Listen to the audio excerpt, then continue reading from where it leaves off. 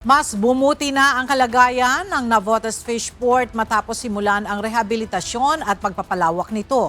Inihayag ni Agriculture Secretary Francisco Chu Laurel na may plano ang pamahalaan na gamitin ang fish port para sa pagbebenta ng iba pang produktong agrikultural mula sa mga karatig probinsya upang mapababa ang gasto sa transportasyon. So ngayon, mas mabilis ang mag-unload, mas marami ma-unload, mas maraming days siyang open. So malaking bakit, hindi lang yun meron tayong plano na hindi lang ito magiging fish port. Pati yung mga ibang goods from, let's say, Mindoro, Palawan, Romblon, Marinduque, na agri-goods, may ibababa na rin ito, mabenta ng wholesale para mabawasan ang transport cost.